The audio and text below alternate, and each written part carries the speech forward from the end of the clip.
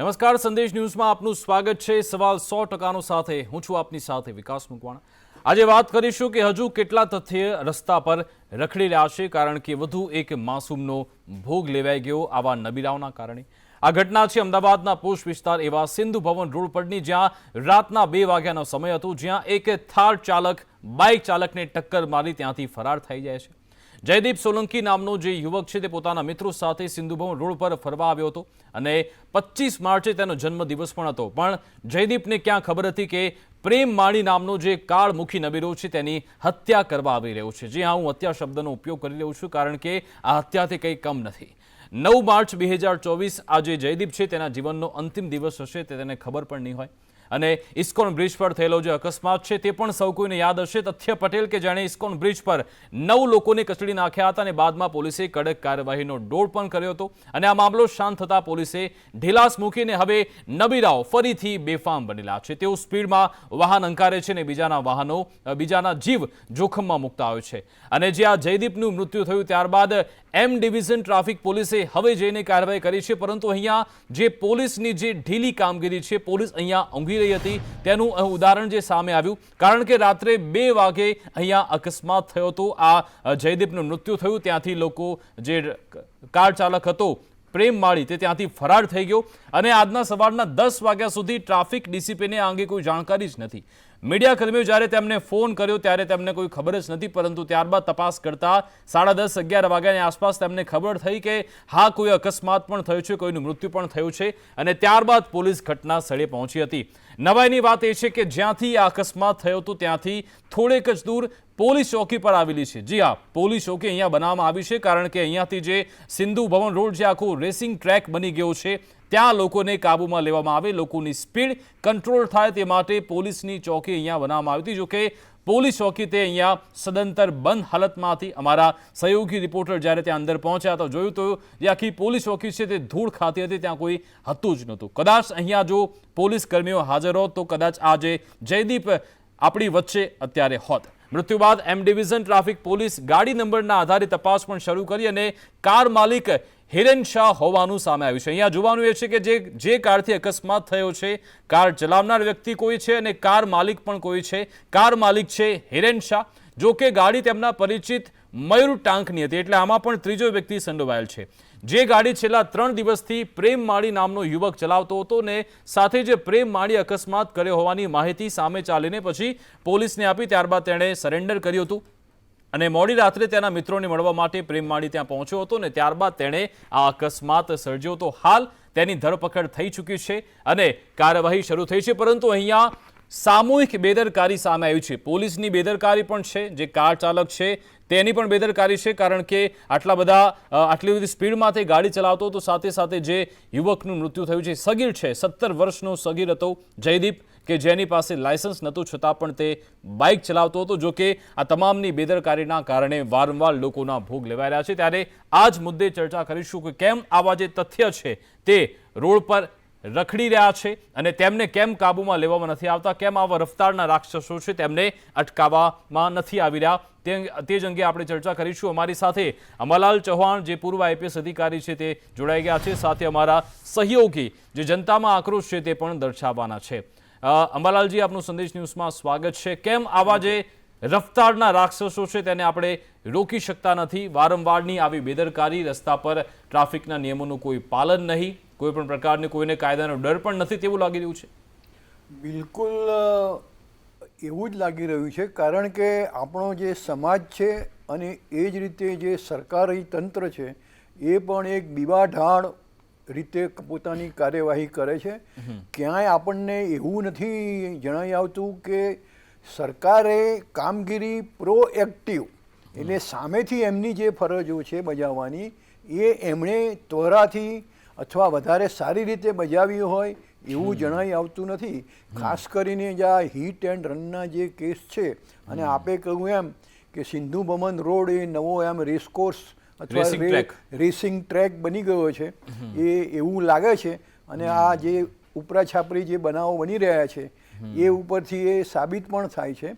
હવે જો આટલી સ્પીડથી મને લાગે છે કે વધુમાં વધુ જે બેદરકારી છે પોલીસની એ ઓવર સ્પીડને રોકવાની એ બેદરકારી છે. અને ઓવર સ્પીડના કારણે અમુક નાના જે કેસો બને છે એ તો ઢંકાઈ જ જાય છે, કારણ કે ઓવર સ્પીડિંગ કરીને ક્યાંક કોઈને ટક્કર મારી અને જતા રહ્યા પેલો માણસ બચી જાય તો કંઈ બીજી કોઈ કાર્યવાહી થતી નથી. પણ એ ઓવર સ્પીડિંગની પણ કાર્યવાહી થવી જોઈએ. અને એ કાર્યવાહીઓ જો રેગ્યુલર થતી હોય અથવા થતી હોત તો આપે કહ્યું એમ એ જયદીપ સોલંકી જીવતો હોત. એ એક વાત છે. હવે બીજી વાત, જ્યાં સુધી જયદીપ સોલંકીનો જે સવાલ છે એ પણ 17 વર્ષનો છે, સગીર છે. એના એ હવે જે મોટરસાઇકલ છે કોનું છે? એના મિત્રનું હતું. હા, એ એના મિત્રનું છે. તો એ પણ એક બેદરકારી જ કહેવાય કે એને એ માઇનોરને આપવું ન જોઈએ. અને આમાં જે આ પ્રકારના કેસો છે, IPC 279 છે, 304A છે, મોટર વ્હીકલ એક્ટના પણ સંબંધિત એની જે કલમો છે, એમાં જે નેગ્લિજન્સ એટલે બેદરકારી જે છે, બેદરકારીના 4-5 પ્રકાર આપેલા છે. આમાં કન્ટ્રીબ્યુટરી નેગ્લિજન્સ એટલે જે ભોગ બન્યો છે એની પણ બેદરકારી, પ્લસ જેણે આ હિટ એન્ડ રનનો કેસ કર્યો છે એની પણ બેદરકારી. અને અંબાલાલજી, આમાં જે પોલીસની વધારે બેદરકારી એટલા માટે કારણ કે ત્યાંથી નજીકમાં જ પોલીસ ચોકી તૈયાર હતી, ત્યાં કોઈ પોલીસ અધિકારી જ નહોતા. અને જે હાઈકોર્ટ જ્યારે દંડો પછાડે ત્યારે થોડા સમય માટે કામગીરી કરવાની, પછી જેસે તે થઈ જાય છે. સ્પીડ લિમિટ નક્કી કરવાની વાત હતી કે સમયાંતરે તપાસ થશે, લોકો જોડે લાયસન્સ છે કે નહીં તેની તપાસ થશે. તો પછી આ બધું કામગીરી થાય છે કે કેમ? આમાં મુખ્ય વસ્તુ એ છે કે પોલીસ ઉપર કામકાજનું ભારણ એટલું બધું છે કે જ્યારે જે પ્રકારની ઝુંબેશ ચાલે એ પ્રકારના કામમાં એમને જોડાઈ જવું પડતું હોય છે. ધારો કે અહીંયા કોઈ VIP આવે તો એ વખતે એનો બંદોબસ્ત હોય, કંઈક દારૂના કે આપણે કોઈ કેફી દ્રવ્યો ક્યાંક પકડાયા હોય તો એ પ્રકારની ઝુંબેશ ચાલે એટલે એમાં જોડાઈ જાય. અને એ એક પ્રકારનું આવી રીતે એક રૂટીન બની ગયું છે. એટલે પોલીસનું જે રૂટીન કામ જે છે કે જેનાથી ગુના રોકાઈ શકે, દાખલા તરીકે પેટ્રોલિંગ. હવે પેટ્રોલિંગ એટલે તમારે ગાડીમાં ખાલી ફરવાનું છે, પણ ગાડીમાં ફરવાનું છે, તમારી ગાડી પોલીસની ગાડી જો ફરતી હોય તો ઘણા ખરા ગુનાઓ રોકાઈ જાય છે. કોઈ માણસ માની લો કે ચપ્પુ લઈને કે કેચી કાતર લઈને કોઈનું ખૂન કરવા જતો હોય કે એનું કોઈનું ગજવું કાપવા જતો હોય તો એ પોલીસની ગાડી જોઈને આડો અવળો એ થઈ જાય અને જે રીતે અણી ચૂક્યો 100 વર્ષ જીવે એ રીતે એ ગુનાઓ થોડા ઘણા અટકી જાય. પણ એટલે એક વસ્તુ એ છે કે એ પેટ્રોલિંગ વિથ પર્પસ કે આવા ગુનાઓ રોકવા માટેનું, રસ્તામાં કોઈ શકદાર જણાય, કોઈની ઓવર સ્પીડિંગ જણાય, કોઈ કંઈ લાગતું હોય કે કદાચ આ એમાં દારૂની બોટલો હશે કે કદાચ એમ લાગે કે આ કંઈ નાના મોટો જે લડાઈ ઝઘડો છે વધી ન જાય, તો એ વખતે પોલીસે ત્યાં પોતાની ગાડી, પોતાનું વ્હીકલ રોકી અને સક્રિય કામગીરી કરવાની હોય છે. અને જ્યાં જરૂર જણાય ત્યાં પ્રિવેન્ટિવ મેજર્સ પણ લેવામાં આવતું હોય છે. હવે દાખલા તરીકે આ ઓવર સ્પીડિંગ જે થતું હતું એ જ વખતે જો એને રસ્તા, હવે ક્યાંથી આવતો તો ખબર નહીં, આપના પાસે જો કદાચ કોઈ માહિતી હોય, માની લો કે ગાંધીનગરથી કે દૂરથી આવતો હોય એટલે જલ્દી ઘરે પહોંચવાની એ હોય, રાતના 2 વાગી ગયા હોય, તો એને જો એ ગાંધીનગરથી આવતો હોય કે માની લો કે આપણે અહીંયા થલતેજથી જતો હોય, પણ એની જે ઓવર સ્પીડિંગને જો રસ્તામાં ક્યાંક ચેક કરી અને એ કદાચ રોકાયો હતો, યસ એક્ઝેક્ટલી, તો એ બચી જાત. એ જ રીતે સામે જો આ 17 વર્ષના છોકરાને જે બાઇકની ચાવી આપી અને એને ત્યાં જે પ્રેક્ટિસ કરવા માટે કે રેસ કરવા માટે કે જે રીતે એને એન્જોય કરવા માટે, તો દેટ ઇઝ ઓલ્સો ઇક્વલી, એટલે એ ખબર જ નથી કે આવું એક્સિડન્ટ કઈ રીતે થયું, કારણ કે ત્યાં CCTV કેમેરા પણ નહોતા. અને બીજી નેગ્લિજન્સી એ છે કે જે પ્રેમ માળી નામનો જે યુવક છે, 21 વર્ષીય યુવક, તે આ થાર ગાડી ચલાવતો હતો. રાત્રે 2 વાગે અકસ્માત થયો. જો કદાચ એ અકસ્માત થયા બાદ તે ત્યાંથી ગાડી મૂકીને ફરાર ન થયો, કદાચ તેણે જયદીપની મદદ કરી હોત, વહેલી તકે એને સારવાર મળી હોત, તો કદાચ જયદીપ આજે જીવતો પણ હોત. તેણે ભાગવાની જરૂરિયાત નથી. આપણે હિટ એન્ડ રનનો કાયદો, કડક કાયદો બનાવ્યો, પરંતુ પછી વિરોધ થયા બાદ તેને પાછો લઈ લીધો. તો એ પણ છે ને કે લોકોમાં હવે એ કાયદાનો ડર પણ નથી રહ્યો, કે લોકોમાં સમજ પણ નથી કે જ્યારે આવો અકસ્માત થાય ત્યારે આપણે પહેલા લોકોની મદદ કરવી જોઈએ. હિટ એન્ડ રનનું જે કડક કાયદાની આપ વાત કરો છો, જેમાં 2 દિવસ ઓલ ઇન્ડિયાના ડ્રાઈવરોએ એ હડતાલ પાડેલી, અને એ હડતાલના કારણે એમને એક આશ્વાસન આપવામાં આવ્યું છે કે all India motor drivers Congress કે એ કંઈ જે કોઈ એમની સંસ્થા છે એને પરામર્શ કરી, એની સાથે વિચાર વિમર્શ કરી અને પછી એમ આ કાયદાને અમલમાં લાવવાનો રહેશે. અને એનું નામ પણ હવે જે ઇન્ડિયન પિનલ કોડ છે એને BNS ભારતીય ન્યાય સંહિતા એ પ્રકારનું નામ આપવામાં મને ત્યાં સુધી 1 જૂન કે 1 જુલાઈથી એ અમલમાં આવવાનું છે.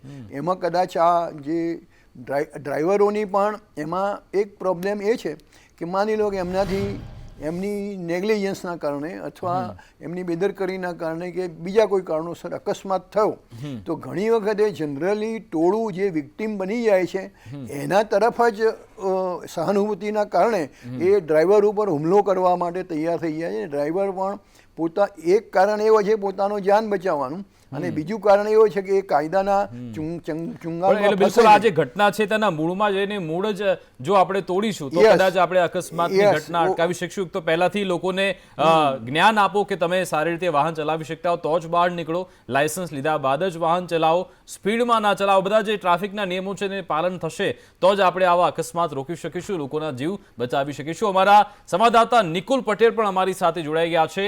લોકોમાં અત્યારે ભારોભાર આક્રોશ જોવા મળી રહ્યો છે કારણ કે આવા બેફામ નબીરાઓ ઘણીવાર દારૂ પીને પણ ગાડી ચલાવતા હોય છે અને ત્યારબાદ લોકોના જે વહાલ સોયાઓ છે તેને ગુમાવવાનો વારો આવતો હોય છે. નિકુલ, લોકોમાં કેવો આક્રોશ? આના પહેલા એક વસ્તુ એ પણ કહી દઉં, અમરલજી અમારા સહયોગી સાથે જસ્ટ એક જ મિનિટ કે આ જે ભોગ બન્યો છે એને લગભગ 200 મીટર સુધી એને સાથે ઘસેડાયો પણ છે એવા પણ એક ન્યૂઝ મળ્યા છે. જી નિકુલ. જે બિલકુલથી વિકાસ અમદાવાદ શહેરની અંદર જે રીતે અકસ્માતોની વણઝાર થઈ રહી છે ને જે રીતે રફતારના રાક્ષસો બેફામ રીતે ગાડીઓ હંકારી રહ્યા છે જેના કારણે નિર્દોષ યુવાનો જે છે તે તેનો ભોગ બની રહ્યા છે. તથ્ય પટેલ હોય કે પછી આજે થયેલો અકસ્માત જેની અંદર એક નિર્દોષ યુવાનનો જીવ ગયો, 17 વર્ષનો આ યુવક હતો કે જેનો જે છે તે જીવ ગયો છે, ત્યારે લોકોની અંદર રોષ છે કેમ કે અમદાવાદીઓ હવે ઘરની બહાર જે છે તે નીકળતા ડરી રહ્યા છે કેમ કે જાણે કે અમદાવાદની અંદર રેસ લાગ્યો તે પ્રમાણે જેટલા કેટલાક નબીરાઓ છે તે ગાડીઓ હંકારી રહ્યા છે. આપણી સાથે કેટલાક યુવકો છે તેમની સાથે વાત કરીશું. જે રીતે અમદાવાદ શહેરની અંદર અકસ્માત થઈ રહ્યા છે, આજની જે હિટ એન્ડ રન ઘટના થઈ છે, બહાર નીકળતા કેટલો ડર લાગી રહ્યો છે, સાથે છે આવા હિટ એન્ડ રન રોકવા માટે આપ શું કહેશો? સરકારને આપણે તો એવી વિનંતી છે કે આ હિટ એન્ડ વારંવાર અમદાવાદની અંદર આવા હિટ એન્ડ રનના કેસો થતા હોય છે તો સરકારને આપણે એવું કહેવા માગીએ છીએ કે આમાં જો સારા કોઈ નિયમ એવા લાવે, સારા એવા કોઈ કાયદા કાનૂન લાવે તો આ હિટ એન્ડ રનની ઘટનાઓ બચી શકે છે. અને આમાં જવાન છોકરાઓ પણ મરી જાય છે. બરાબર, આ બધું અમદાવાદની અંદર આ બધું કહેવા જઈએ તો હાઈવે ઉપર તો આ બધા ઘણા બધા પ્રોબ્લેમ થતા હોય છે. કોઈ બિચારું સીધું ચાલતું હોય પણ પાછળથી કોઈ 4 વ્હીલર ઓવરટેક મારવામાં પ્રોબ્લેમ એ બધા થતા હોય છે. ઘણા એવું તો બધું ડરજનક જેવું લાગે છે કે હાઈવે ઉપર 2 વ્હીલર લઈને નીકળવું એટલે ડરજનક જેવું લાગે છે. ડર લાગી રહ્યો છે. ડર લાગી રહ્યો છે. બિલકુલથી 2 વ્હીલર લઈને નીકળવું એટલે કે મોતનું જોખમ સીધું અમદાવાદની અંદર દેખાઈ રહ્યું છે. આપણી સાથે અન્ય લોકો છે. જે રીતે હિટ એન્ડ રનની ઘટના બની, આજે જ શાહપુરનો એક જે યુવાન છે તેનું મોત નીપજ્યું છે, કઈ રીતે જોઈ રહ્યા છો ને આવા જે બનાવો બની રહ્યા છે તેને રોકવા માટે ખરેખર શું કરવું જોઈએ? ખરેખર તો એવું કરવું જોઈએ કે સરકારે પહેલાં તો એ લોકો જોડે એક્શન લેવા જોઈએ અને બીજી બાબત કે આવા રોજ ના થાય એના માટે સિગ્નલ ઉપર, દરેક સિગ્નલ ઉપર પોલીસની ઊભા રહેવાની ફરજ બજાવશો, એટલું જ કહેવાનું. બિલકુલથી પોલીસ તો રહેવી જરૂરી છે. આજની ઘટનામાં ક્યાંક પોલીસ જે છે તે નિષ્ક્રિય જોવા મળી હતી. શું લાગી રહ્યું છે જે રીતની ઘટના બની છે આખી, અને તે જોતા તમને શું લાગી રહ્યું છે? પહેલાં તો સરકારે ઓવર સ્પીડ ઉપર જ કાયદો મૂકવો જોઈએ તો આ ઘટનાઓના અંજામ થતાં એનો એન્ડ આવશે અને આવા લોકોના લાયસન્સ આવું કાર્ય કરવાથી રદ કરવા જોઈએ. બિલકુલથી લાયસન્સ રદ કરવા જોઈએ. વિકાસ, એક ચોક્કસથી આ વાત સાચી છે કેમ કે કેટલાક જે રફતારના રાક્ષસો છે તે ભૂલી જતા હોય છે, કાયદા કાનૂનને ભૂલી જતા હોય છે અને તેઓ જે નિર્દોષ લોકોને જે છે તે કચડી નાખતા હોય છે. આ જ જે બનાવ છે તે બન્યો અને તેના કારણે એક 17 વર્ષીય માસૂમનું જે છે તે મોત થયું. મહત્વની વાત છે કે જે આક્રંદ છે તે પરિવારનો મેં જોયો હતો, એ પરિવારના સુધી હું પહોંચ્યો હતો અને તેમનો જે આક્રંદ છે તે જોવા મળ્યો હતો. આપણી સાથે અનેક યુવક છે તેમની સાથે વાત કરીશું. જે રીતે હિટ એન્ડ રન થયો, શાહપુરનો એક યુવાન આજે નિર્દોષ રીતે મરી ગયો છે, શું કહેશો? છેલ્લા 3-4 મહિનાથી જે હિટ એન્ડ રનના કેસો આપણે અમદાવાદ છે, બરોડા છે, સુરત છે એમાં જોઈ રહ્યા છે અને અમદાવાદનો જે ઇસ્કોન મંદિરવાળો જે કેસ હતો એ પછી આપણે એવું કહેવા માંગીએ કે નબીરાઓના લાયસન્સ રદ કરવા જોઈએ. જે પણ લક્ઝુરિયસ કાર છે એના લાયસન્સ પોતાની ખરીદી હોય એવા જ લોકોને આપવા જોઈએ. આ નબીરાઓ જ હિટ એન્ડ રનના કેસ યોજી રહ્યા છે. ધન્યવાદ. નબેરાઓ ઉપર જે છે તે લગામ કસવી જરૂરી છે. અમીર બાપની ઓલાદો કે જે બેફામપણે અમદાવાદના સિંધુ ભવન ઇસ્કોન રોડ ઉપર જે છે તે દોડી રહ્યા છે અને રોડને પણ લોહિયાર બનાવી રહ્યા છે. અનેક નિર્દોષોના જે છે તે જીવ લઈ રહ્યા છે ત્યારે લોકોમાં ભારે રોષ પણ છે. બિલકુલ બિલકુલ આભાર નિકુલ અમારી સાથે જોડાવા બદલ. તો લોકોમાં ખૂબ જ આક્રોશ છે. લોકો કહી રહ્યા છે કે સરકાર એક તો સ્પીડ લિમિટ નક્કી કરે, સાથે સાથે આવા જે નબીરાઓ છે તેમના જે ડ્રાઇવિંગ લાયસન્સ છે તેને પણ કેન્સલ કરવા જોઈએ, અને સરકાર પણ આવી વાતો કરતી રહે છે, પોલીસ પણ આવા દાવા કરે છે કે અમે કાર્યવાહી કરે છે, પરંતુ ધરાસ્થળ પર જમીની સ્તર પર કંઈ જોવા નથી મળતું. અમરલાલજી, શું લાગી રહ્યું છે કે હવે આપણે શું કરવું જોઈએ? કારણ કે ઘણી બધી આવી આપણે ચર્ચા અગાઉ પણ કરી ચૂક્યા છે, વારંવાર આવી ઘટના બનતી રહે છે. લોકોએ હવે શું ધ્યાન રાખવું પડશે? કારણ કે સરકાર કે પોલીસ તો લાગતું નથી કે તેના તરફથી કોઈ પ્રયત્ન થતા હોય. ના, સરકાર કે પોલીસ જો એના માટે નિયમો ઓલરેડી છે, એના માટે સજાઓ પણ પ્રિસ્ક્રાઇબ થયેલી છે. Over speeding is also a crime. Over speed તમે કરો એ પણ ગુનો છે. હવે સવાલ ત્યાં છે કે એનું એક્ઝિક્યુશનનો સવાલ છે, અમલીકરણ. હા, એનું અમલીકરણ.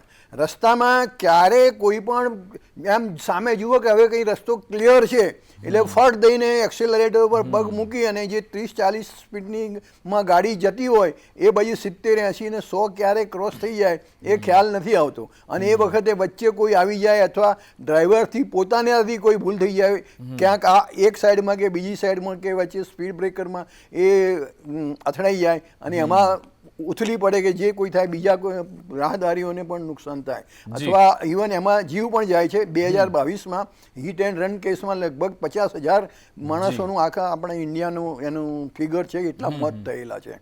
એટલે હવે જે સવાલ જે છે એ એની અમલવારીનો છે. આપણે ત્યાં દરેક પ્રકારના દરેક નિયમો છે, પણ સમાજમાં એટલી જાગૃતિ નથી.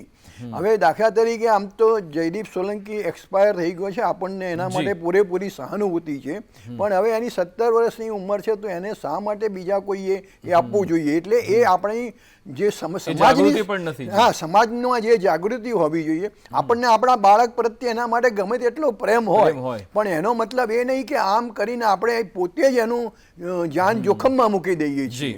એટલે સમાજમાં પણ એટલી જાગૃતિ આવવી જોઈએ.